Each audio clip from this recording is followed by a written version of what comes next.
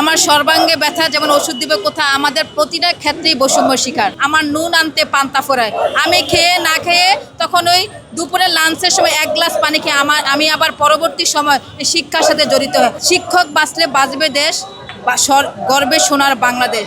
সেখানে এই শিক্ষকদেরকে একেবারে তাদেরকে শুধু মুখে সম্মানের কথা বলে তাদের জীবনমানকে রেখেছে বস্তির কারাগারে। ওনারা হচ্ছে 1000 টাকা বাড়ি ভাড়া, একটা ছাগল রাখার জন্য 1000 টাকা বাড়ি ভাড়া পাওয়া যায় না। আমার সংসার আছে, সন্তান আছে আমার শিক্ষা প্রতিষ্ঠান, তারপরেও সবাইকে বঞ্চিত করে। আমি আজ জাতীয় প্রেস ক্লাবে আমি আমার মনের দুঃখ দুর্দশাগুলো বলার জন্য, শুধু আমার মনের কথা না, একটা শিক্ষা জাতির সম্পদ।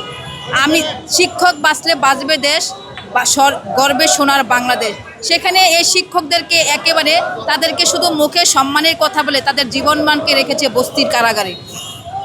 কি বলবো, এখানে বৈষম্যের এক কথায় বলতে গেলে কি, আমার সর্বাঙ্গে ব্যথা যেমন ওষুধ দিবে কোথা, আমাদের প্রতিটা ক্ষেত্রেই বৈষম্য শিকার। যেখানে 97% শিক্ষা পরিচালনা করে আমাদের মাধ্যমিক এমপিভুক্ত শিক্ষকরা, সেখানে আমাদেরকে ওনারা হচ্ছে 1000 টাকা বাড়ি ভাড়া, একটা ছাগল রাখার জন্য 1000 টাকা বাড়ি ভাড়া পাওয়া যায় না। সেখানে আমরা যদি সম্মানিত পেশা হয়, আমার আপনার মাধ্যমে জাতির কাছে প্রশ্ন, একটা শিক্ষক কেন সে অনাহারে অদ্যাহারে থেকে মানে লজ্জায় ডুকরে ডুকরে জীবন কাটবে? একটা শিক্ষকদেরকে আমি এনটিএসসি শিক্ষকের নিয়োগ, আমার শিক্ষক নিয়োগের প্রক্রিয়াটা বলি, পিলি, রিটেন, ভাইবা এবং আমার এই চাকরিটা এনটিএস এর ভেরিফিকেশান সহ এনএসএ ভেরিফিকেশান সহ করা হয়েছে, অথচ আমার শুরুতে বেতন ভাতা দেওয়া যায় 12,500 টাকা। আপনি বলেন আজকের 2025 সালে স্বাধীনতার 54 বছরে কিভাবে একজন গ্র্যাজুয়েশন করা শিক্ষক এই অর্থ দিয়ে জীবনমান তারা পরিচালনা করে?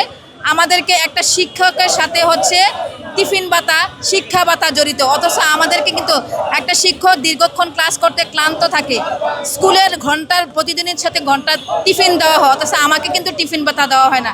আমাকে যেই মানের স্যালারি দেওয়া হয়, আমার নুন আনতে পান্তা ফোরায়, আমি খেয়ে না খেয়ে তখন ওই দুপুরে লাঞ্চের সময় এক গ্লাস পানি খেয়ে আমি আবার পরবর্তী সময় শিক্ষার সাথে জড়িত হয়। আসলে কখনো পেটে খাইলে পিঠস হয়।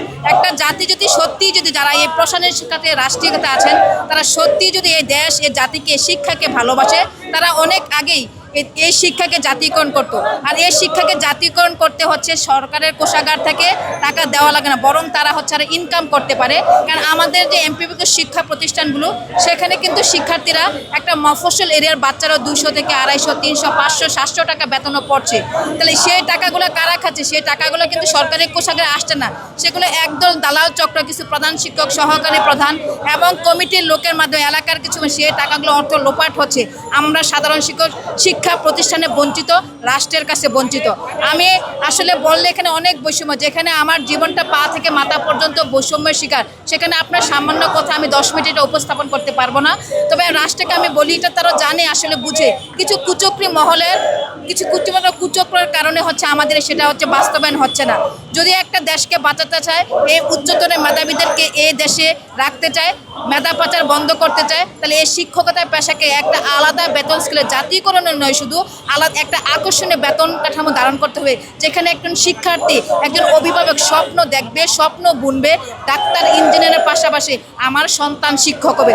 সেদিন এই রাষ্ট্র গর্ববোধ করে বলবে এই শিক্ষক মহান পেশা, সকল পেশার জননী আমি থাকি কুড়ে গড়ে, আমি থাকি অনাহারে অর্ধাহারে, আমাকে দেওয়া হয় না ঈদ বোনাস। আমরা ঈদ বোনাস না পেয়েও চক্ষু লজ্জায় সামাজিকতার ভয়ে আমাদেরকে ফেতরা দিতে হয়। আমার কাছে মনে হয় তারা যে 25% ঈদ বোনাস দেয়, আমাদেরকে তারা ফেতরা উপহার দেয়। তারা কিভাবে বলে আপনারা সম্মানিত মানুষ, আপনাদেরকে বেতন দিয়ে চিন্তা করা যায় না? অর্থ ছাড়া সকল কিছুই অনর্থের মূল।